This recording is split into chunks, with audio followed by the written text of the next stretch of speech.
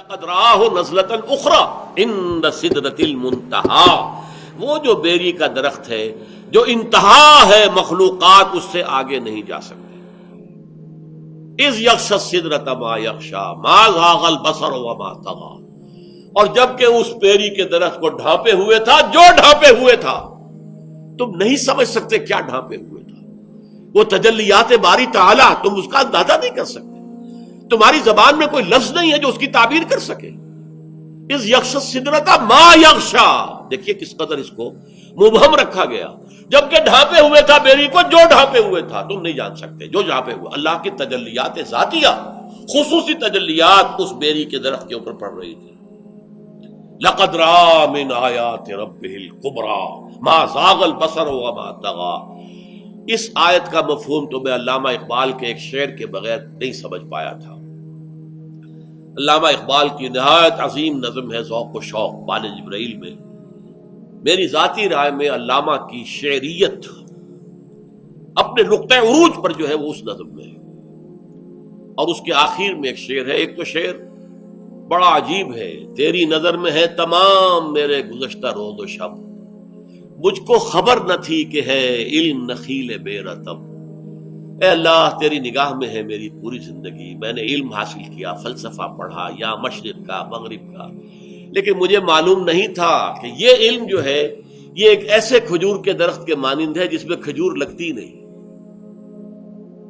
نخیل بے رتب، مجھے تو اس علم سے کچھ حاصل نہیں ہوا، مجھے یقین حاصل نہیں ہوا، مجھے تیری معرفت حاصل نہیں ہوئی۔ خرد کی گتھیاں سلجھا چکا میں، میرے مولا مجھے صاحب جنوں کر۔ اے اللہ عقلی گتھیوں کو تو جو بھی تھا میں سلجھا چکا، اب مجھے میرے اندر جنون پیدا کر دے، عشق پیدا کر دے، عشق کی دیوانگی پیدا کر دے۔ پھر جو شعر آتا ہے، عین وصال میں مجھے حوصلہ نظر نہ تھا، گرچہ بہانہ جو رہی میری نگاہ بے ادب۔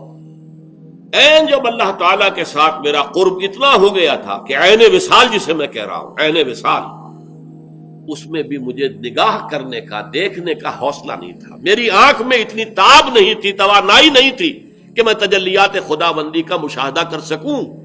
گرچہ بہانہ جو رہی میری نگاہ بے ادب، اگرچہ میں بے ادب ہوں، میری نگاہ چراتی رہی کسی طریقے سے، بہانے کرتی رہی کہ کچھ نہ کچھ جھلک دیکھ لوں، لیکن تاب نہیں تھی، ہمت نہیں تھی۔ اس کے برعکس کیفیت ہے جو سورہ نجم کی اس آیت میں آئی، ما زاغ البصر وما طغی، نہ تو نبی کی نگاہ ٹیڑھی ہوئی، کج ہوئی، یعنی جب آپ کے سامنے فرض کیجئے کہ ایک دم بہت بڑی روشنی کر دی جائے تو آپ نگاہ ہٹائیں گے کیونکہ اس روشنی کی آپ تاب نہیں لا پا رہے، نہیں، نبی نے دیکھا ہے، نگاہ جما کر دیکھا ہے، اس کے اندر یہ تاب تھی، یہ توانائی تھی، یہ صلاحیت تھی۔ ما زاغ البصر، ان کی نگاہ کج نہیں ہوئی، ٹیڑھی نہیں ہوئی، چدھیائی نہیں۔ ما زاغ البصر وما طغی، وہ حد سے آگے بڑھی بھی نہیں، ادب کے اندر رہی، حد ادب سے تجاوز نہیں کیا۔ اب یہ دیکھیے دونوں کیفیات اس کے برعکس ہیں۔ عین وصال میں مجھے حوصلہ نظر نہ تھا، گرچہ بہانہ جو رہی میری نگاہ بے ادب، میں تو بے ادب ہوں، کوشش تو میں کرتا رہا کہ کوئی جھلک دیکھ لوں، لیکن میرے اندر اس کی توانائی تھی ہی نہیں۔ لیکن یہاں یہ ہے کہ محمد نے مشاہدہ کیا ہے ان تمام جو بھی تجلیات ربانیہ ہو رہی تھی اس بیری کے درخت پر۔